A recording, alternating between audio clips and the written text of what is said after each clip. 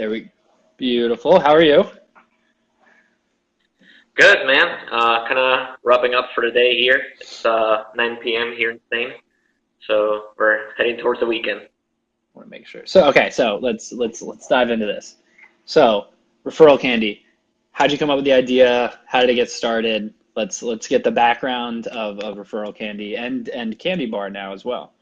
Okay, cool. So yeah, Referral Candy is something that started in Singapore about 8 years ago, and it was something that was created with the idea of allowing e-commerce stores to basically run customer referral programs and use their customers as a way of turning them into their sales force, pretty much, or their marketing team, because they will go out and tell their friends about a store that they had just purchased from.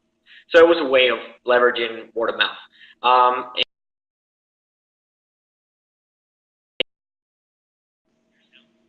That's yeah. I mean, it's we're available for pretty much all e-commerce platforms, and Candy Bar is something that we came up with about a year ago. Launched it, and it's a tool that allows physical retailers and not really e-commerce to run loyalty programs. So basically, the digital version of the traditional punch cards that we've seen around for many years. This is a way of basically putting those punch cards into your mobile phone.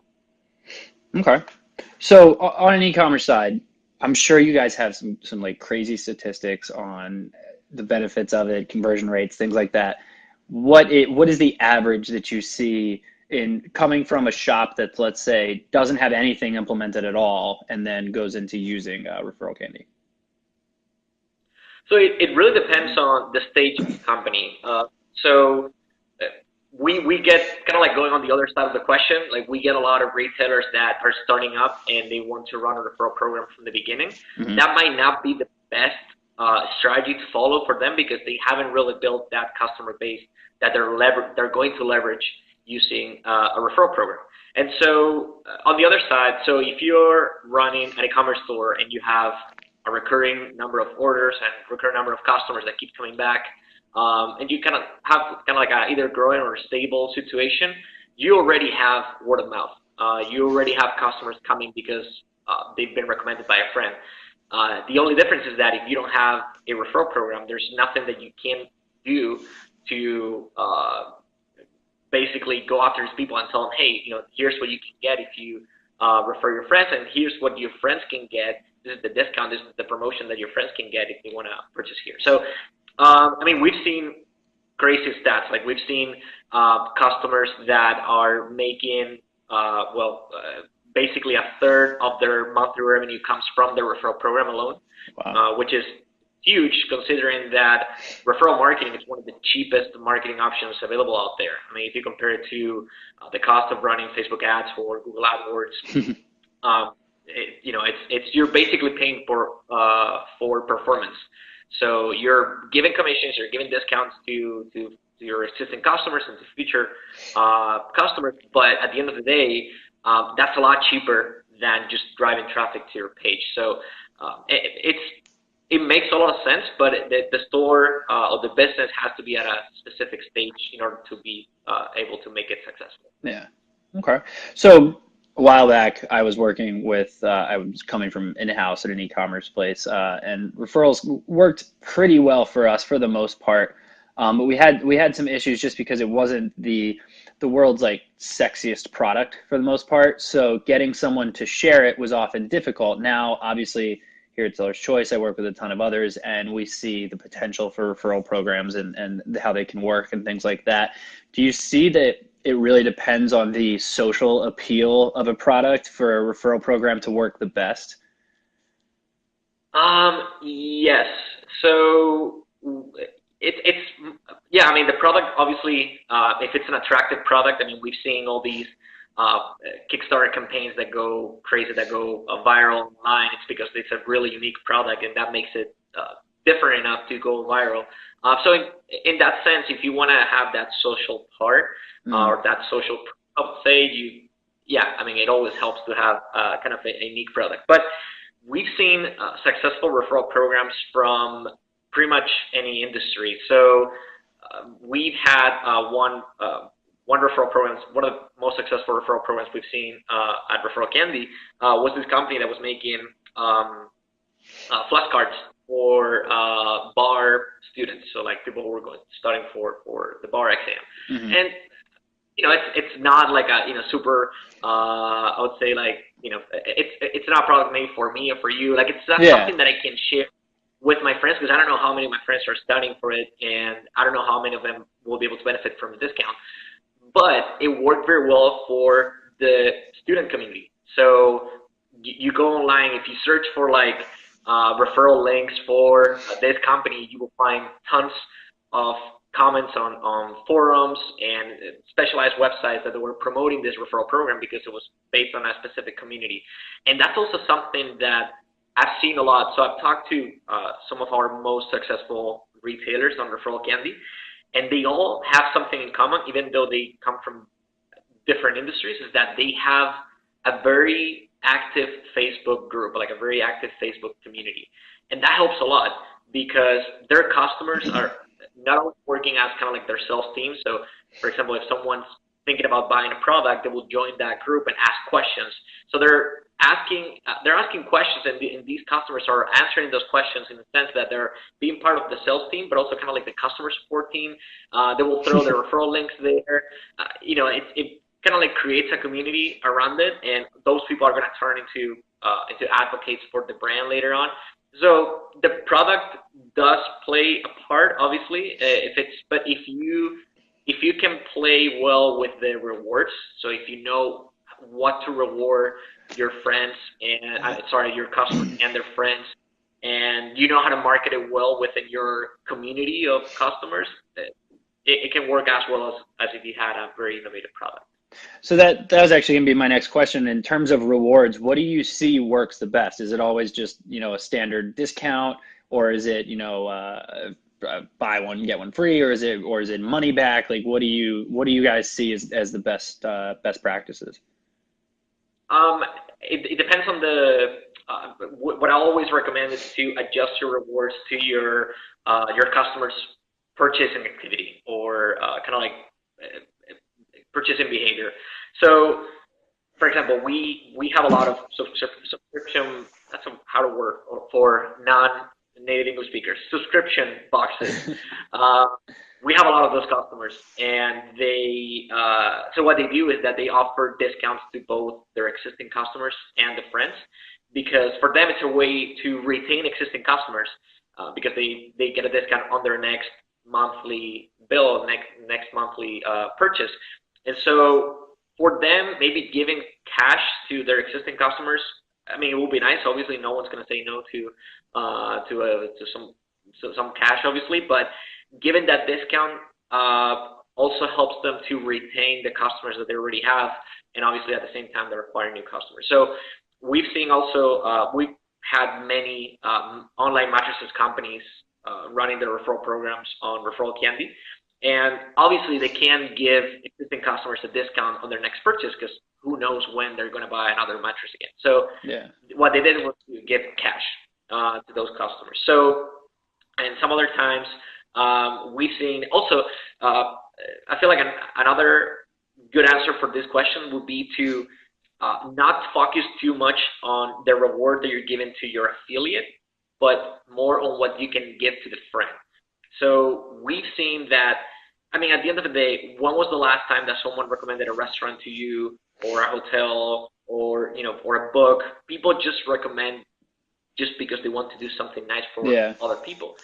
And no one's going to recommend, none of your friends or family is going to recommend you something that you're not going to like or that you're not going to enjoy just because they're getting $10 via PayPal. So always think, I recommend to always think about what the friend is receiving. So we've seen referral programs where they were given like 70% off to the friend, and then they were probably giving like $10 to the advocate.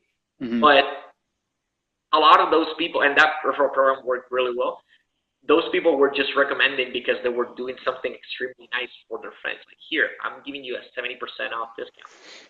So think about kind of like the social status more than the bribe or what you're giving to, or the affiliate that you're giving to your customer. Okay. So in terms of shopping carts platforms, a lot of new stuff has happened lately. I don't know if you saw Magento got bought by Adobe. BigCommerce got a huge raise. I think it was like 2 weeks ago. They got a couple billion or something like that. Which do you have a preference in platform that you guys work with, or do you just say that you love them all so you don't upset anyone? We love them all. No, actually, we do have. I mean, ReferralCandy works with pretty much any platform. Like even if you have your own custom solution set up, you can integrate with Candy and have it implemented. So yeah, I mean we're available for all of them. Obviously, I mean if you ask any app, an e-commerce app out there, they will tell you that probably Shopify is one of the biggest ones right now in terms of number of customers. So yeah, I mean, but that doesn't mean that we have a preference for one or another. We've had customers from pretty much every single e-commerce platform available right now, and a lot of custom solutions as well. We're seeing an increase on that as well. Probably at some point when brands grow, they decide to go custom. That's their choice. But yeah, we've seen also an increase on that side as well. Okay. So you guys have been around 2016, right? 2016, I think. When did you guys start? ReferralCandy started in 2010, 2011. Oh, really? I don't know why I thought it was 2016 for some reason. Okay. So any new features, anything fun coming out soon that you want to spill the beans on? Yeah, well, we actually decided to start working with not only e-commerce but also brick and mortar stores, because we also realized that we have a lot of customers that they have their own physical locations as well. Mm-hmm. So we're bringing referrals to the real world, and something that it's in our pipeline. It's to basically create an omni-channel solution where you can run loyalty and referral programs, whether you have a physical store or an e-commerce store, and have everything combined. You don't have to switch platforms. That's kind of like our long-term type of vision, so to be able to help those retailers that also are working in the real world. So you call Candy Bar kind of like a digital punch card, correct? Yeah. So is that same concept? Does it go from brick and mortar also to online for the same seller? So if I were to go to a store and buy I don't know, a phone cover, and I would essentially get points, and then I would go to your site and order it one day. Do I get is it all in the same thing? So not right now, but that's the idea, to have everything under just one platform. So right now, we're actually bringing Candy Bar right now is just 100% loyalty. Mm-hmm. So yeah, you go to the store, you go to a restaurant, coffee shop, whatever it is, and you get a stamp for every purchase that you make. But something that we want to bring, obviously, is referrals as well. So if I discover a new restaurant that I really like, and I have a lot of friends that I know that we're going to like it too, I'm going to get rewarded for bringing my friends to a physical location. So, and the idea is that in the near future, we'll be able to also redeem those points and those rewards that you're gaining in the physical world, take them to your online shop, and being able to just cash those rewards online as well. So you're almost taking every single customer and turning them into an influencer, an advocate of your brand, and influencing them to bring other people in, right? Exactly. I mean, the best part about turning your customers into your salespeople is that they don't sound like salespeople like I do. So if you get someone selling your product for you, that it's not a salesperson. And obviously, it's going back to what I said earlier. None of your friends gonna sell something that you're not gonna like just because they're getting $10, $20. No one's gonna do that. So it's the power of word of mouth also includes the fact that it's coming from a very reliable source. You can go online, you can search for reviews, but at the end of the day, the best review is the one that someone that knows you can give you. Yeah, I like that. It's interesting because, social is essentially, digital word of mouth for the most part in not so many ways. So it's interesting that you guys are finding a way to combine the two of them and advocate it, hopefully ideally into all one attempted platform for the most part. That's interesting. That's pretty cool. That that's the goal there. There definitely seems to be. I feel like a lot of companies try to do a really clear cut between e-commerce versus brick and mortar, and it's not always necessary, especially for sellers who have a brick and mortar but also realize that they need to be online. So that's interesting. That's awesome. I'm really excited to And see we've seen, that come out. oh yeah, and it's just it's kind of crazy when you think about it, but it's a completely different world when you work with physical retailers than when you're used to working in e-commerce. You're used to having everything. A lot of things are automated.